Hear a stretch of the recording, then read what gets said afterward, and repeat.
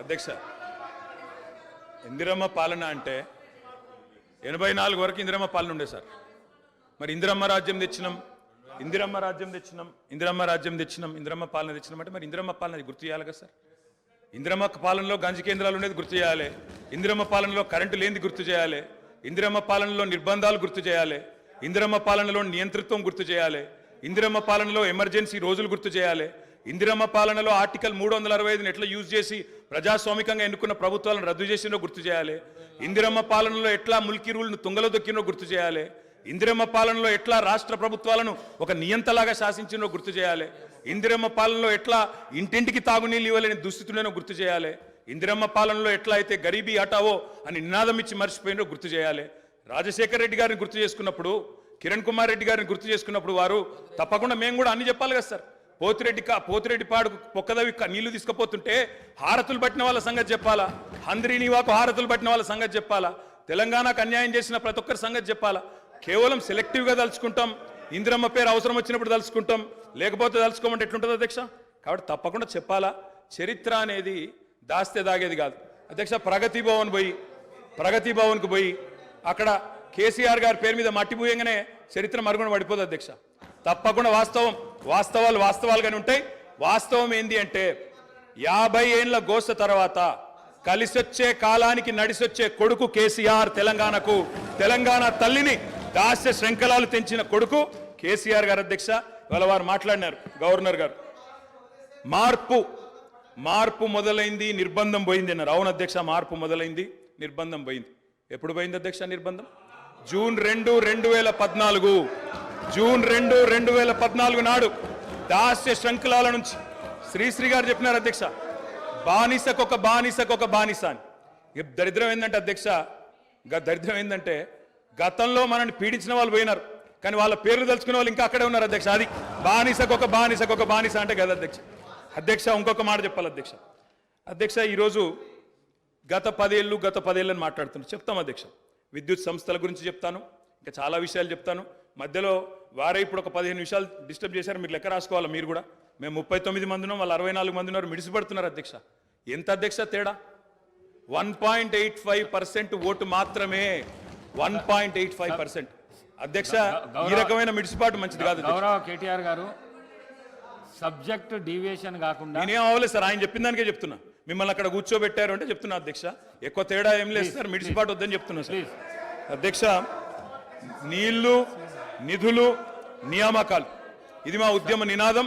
దాన్నే అధ్యక్ష వారు సమాధానం ఎట్లా చెప్తారు చెప్పండి సార్, సమాధానం ఎట్లా చెప్తారు? Leader of the house. Speaker sir, కొంతమంది ఎన్ఆర్ఐస్కి ప్రజాస్వామిక స్ఫూర్తి అర్థము అవగాహన కాదు. మనం ప్రయత్నం చేసినా కూడా వారు తెలుసుకునే ప్రయత్నం చేయరు. ప్రజాస్వామ్యంలో 49కి 0 వాల్యూ ఉంటుంది, 51కి 100% వాల్యూ ఉంటుంది. ఎందుకంటే 51% ఓట్లు, 51% నెంబర్ ఉన్న వాళ్ళు ప్రభుత్వాన్ని ఏర్పాటు చేస్తారు. 49% ఉన్నవాళ్ళు ప్రతిపక్షంగా కూర్చొని ప్రభుత్వం తీసుకునే పరిపాలనలో నిర్ణయాలను, శాసనాలను సహేతుకంగా విశ్లేషించి సలహాలు, సూచనలు ఇస్తారు. సలహాలు, సూచనలు ఒకవేళ ప్రభుత్వము పెడచెవిన పెడితే నిరసనలు, ధర్నాలు, రాస్తారోకలు చేస్తారు. అవసరమైతే ఆమరణ నిరాహార దీక్షలు చేసిన కూడా సందర్భాలు ఉన్నాయి. ఆ స్పిరిట్ను తీసుకోవాలి తప్ప వాళ్ళు 64 ఉన్నారు, మేము 39 మంది ఉన్నాం, మేము అచ్చోసిన ఆంబోతుల్లాకున్నాం, మేము పోడియంలోకి వచ్చి కుస్తీలు కొట్లాడతాం, ఈ రకమైన భాష వారి గౌరవానికి కానీ ఈ సభను నడిపించుకోవడానికి కానీ సహకరించదు. రెండవ అంశం, పదే గత పాలన గురించి, గత ప్రభుత్వాల గురించి మాట్లాడుతున్నాను. సరే, వారు ఏం మాట్లాడతారో మొత్తం విన్నాక రిప్లై చేద్దాం అనుకున్నాను. కాకపోతే నా రిప్లై కోసం వారు తహతహలాడుతున్నారు. గత పాలనలో యూత్ కాంగ్రెస్ వైస్ ప్రెసిడెంట్గా కల్వకుంట్ల చంద్రశేఖరరావుకు అవకాశం ఇచ్చిందే కాంగ్రెస్ పార్టీ. సింగిల్ విండో డైరెక్టర్గా ఎన్నికల్లో పోటీ చేయడానికి ఇస్తే కాంగ్రెస్ పార్టీ తరఫున నిలబడి ఓడిపోయిందే చంద్రశేఖరరావు. గత పాలనలో ఎంపీగా గెలిపించిందే కాంగ్రెస్ పార్టీ. గత పాలనలో షిప్పింగ్ మినిస్టర్ ఇచ్చిందే కాంగ్రెస్ పార్టీ. ఆ తర్వాత కార్మిక శాఖ మంత్రి ఇచ్చిందే కాంగ్రెస్ పార్టీ. అంతెందుకు ఇక్కడ సభ్యుడు ఉన్నాడు, వారు కూడా వారి కుటుంబ సభ్యులే. ఎమ్మెల్యే కాకుండానే మంత్రిని చేసి తర్వాత ఎమ్మెల్యేగా ఎన్నిక చేయడానికి సహకరించిందే కాంగ్రెస్ పార్టీ. ఈరోజు వాళ్ళు ఏ పేరైతే వినోద్ అనుకుంటున్నారో ఆ రాజశేఖర రెడ్డి గారే ఆ మంత్రివర్గంలోనే గత ఆర్థిక శాఖ మంత్రి సిద్దిపేట ఎమ్మెల్యే గారు ఎమ్మెల్యే పదవి లేకుండా మంత్రిగా ప్రమాణ స్వీకారం చేసిండ్రు.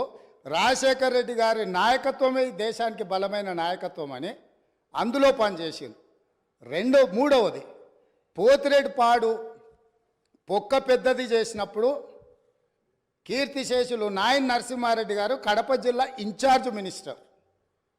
ఆ రోజు కొట్లాడింది పోతిరెడ్డిపాడు మీద కీర్తిశేషులు పి జనార్దన్ రెడ్డి గారు. పోతిరెడ్డిపాడు పొక్క పెద్దది చేసినప్పుడు ఇక్కడ ఉన్నోళ్ళు ఎవరు ప్రాణత్యాగాలు చేస్తామని ఎవరు కొట్లాడలే, ఎవరు మాట్లాడలే. సొంత పార్టీ సొంత ప్రభుత్వం ఉన్న తెలంగాణ ప్రజల హక్కులను భంగం కలిగించొద్దు, కృష్ణానది జలాలలో మా వాటా మాకు ఉండాలి, మా వాటాను ఎవరు తీసుకెళ్ళినా మేము ఒప్పుకోమని కొట్లాడింది ఆనాటి నాయకుడు పి జనార్దన్ రెడ్డి గారు మాట్లాడినారు తప్ప వీళ్ళు కాదు. కాబట్టి ఈరోజు వీళ్ళందరూ ఏ పాలకుల గురించి మాట్లాడుతున్నారో ఆ పాలకులు ఇప్పుడు మాట్లాడుతున్న పెద్దలు ఎట్లెమ్మెల్యే అయినరు?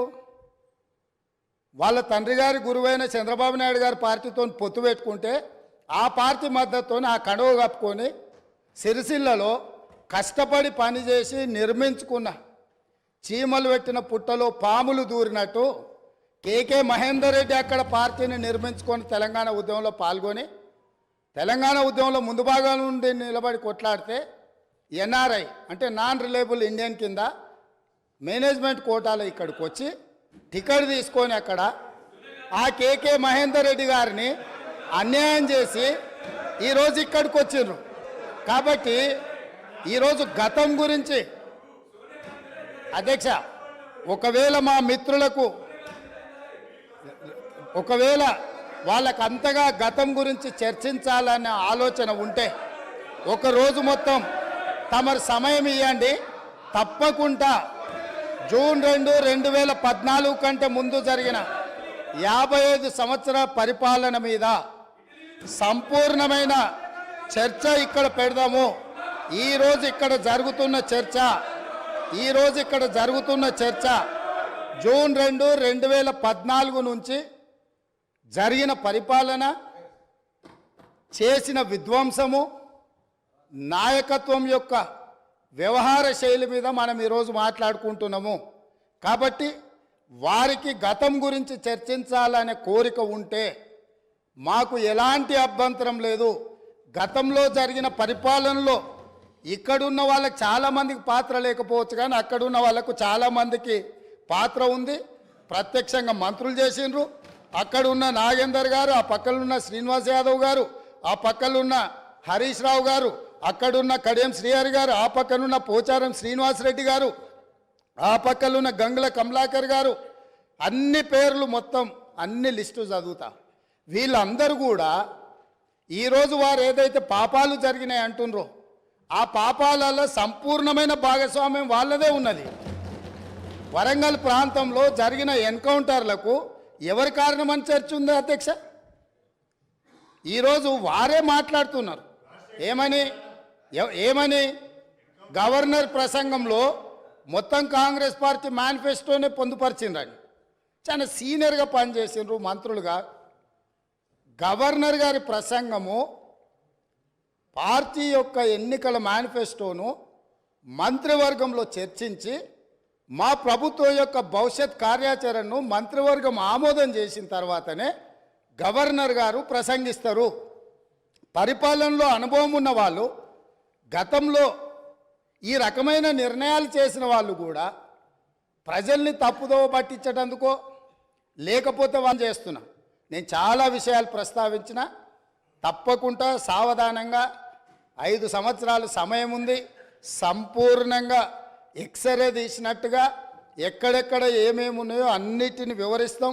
మా ఆర్థిక మంత్రి గారు, డిప్యూటీ సీఎం గారు జరిగిన విధ్వంసం ఏంది, ఆర్థిక నేరమేంది, అన్ని విషయాలు ఈ సభలోనే తమరి అనుమతి తీసుకొని చర్చకు పెట్టి వాటన్నిటిని విశ్లేషిద్దాం. మేము సిద్ధంగా ఉన్నాం. సంవయనం పాటించి ఈరోజు గవర్నర్ గారి ప్రసంగానికి సంబంధించిన మీకు మనసు ఉంటే, తెలంగాణను అభివృద్ధి చేసుకోవాలన్న ఆలోచన ఉంటే అభినందిస్తూ మీరు ముందుకు రండి. లేదు మేము ఇట్లనే ఉంటామంటే పిల్లి శాపనార్థాలకు ఉట్లు తెగిపడవు.